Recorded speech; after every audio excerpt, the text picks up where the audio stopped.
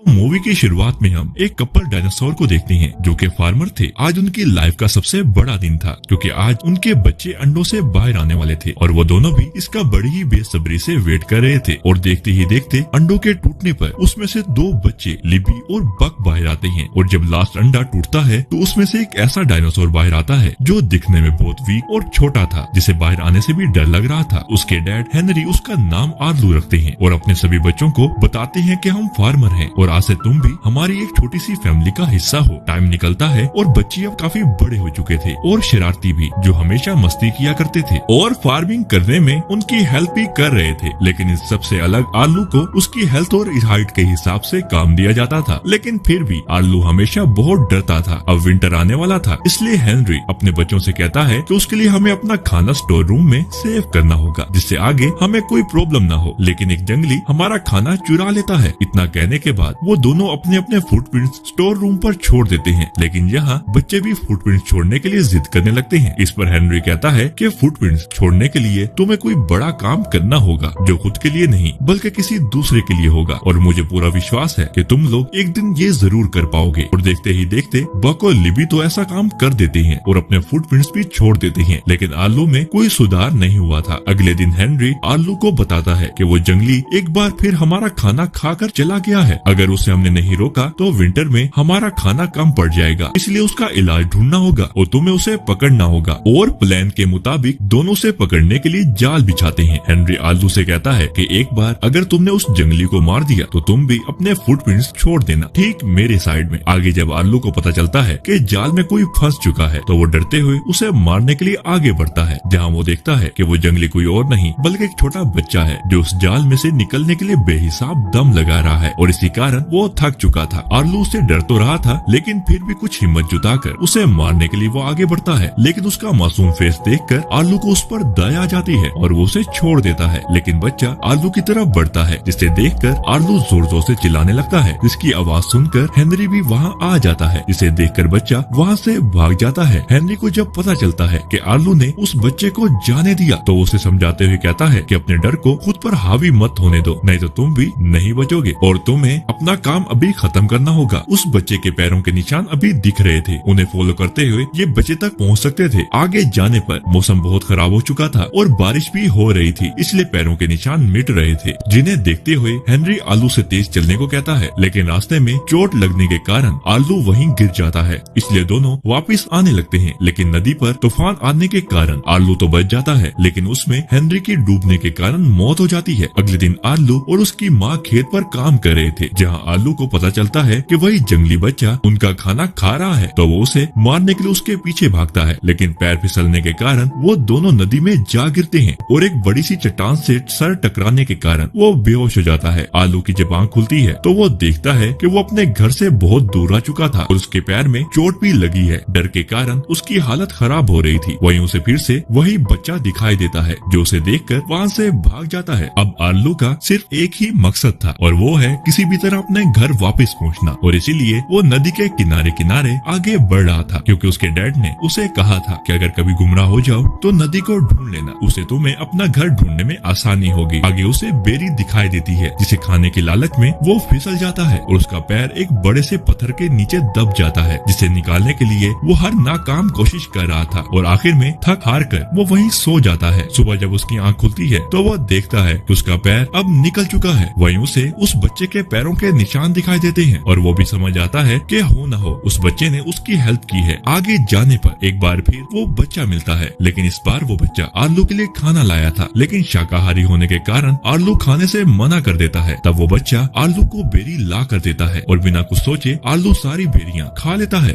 आर्लू उससे और बेरियां खाने के लिए मांगता है। जवाब में वो बच्चा उसे अपने पीछे आने को कहता है और बड़ी ही मुश्किल के बाद आखिर जब एक पहाड़ी पर आर्लू को बेरियां दिखाई देती हैं तो उसे खाने को उसकी ओर बढ़ता है। बच्चा उसे बार बार मना कर रहा था, लेकिन फिर भी वो खाने के लिए आगे बढ़ता है और इसी दौरान उसके ऊपर एक स्नेक आकर गिरता है, जिससे अनबैलेंस होकर दोनों नीचे गिर जाते हैं। जहाँ स्नेक आर्लू को काटने के लिए बेताब था, लेकिन बच्चे के होते हुए स्नेक उसका कुछ नहीं बिगाड़ पाता और बच्चा उसे मार मार कर उसकी हालत खराब कर देता है और आखिरकार स्नेक डर कर भाग जाता है। ये सारा सीन जंगलों में छुपा हुआ एक वुड बीस्ट देख रहा था, जो आर्लू से बच्चे को उसको देने की रिक्वेस्ट कर रहा था, लेकिन आर्लू उसे साफ साफ मना कर देता है। अब आलू और बच्चे के बीच काफी अच्छी दोस्ती हो चुकी थी, इसलिए आलू बच्चे का नाम सोचता है और बहुत सोचने के बाद उसका नाम स्पॉट रखता है। अब रात होते होते दोनों एक जगह आराम करते हैं और यहाँ मूवी थोड़ी सी सैड हो जाती है क्योंकि आलू को उसके घर फैमिली की याद आ रही थी, इसलिए वो स्पॉट से इशारों में कहता है कि मेरी एक फैमिली भी है जिसमें डैड की मौत हो चुकी है। इसे देखते हुए स्पॉट भी कहता है कि मेरी भी फैमिली है और मेरे भी मॉम एंड डैड की मौत हो चुकी है। अगले दिन एक तेज तूफान के चलते दोनों आगे बढ़ रहे थे, लेकिन आलू को डर लग रहा था और साथ ही साथ उसके डैड की कुछ मेमोरी भी उसे याद आ रही थी, इसलिए वो वहीं छुप जाता है। तूफान शांत होने पर उसे ऐसा लगता है कि वो फिर से भटक चुका है, इसलिए हेल्प के लिए कुछ क्रिएचर को आवाज लगाता है और उनसे कहता है कि प्लीज मुझे मेरे घर पहुंचा दो।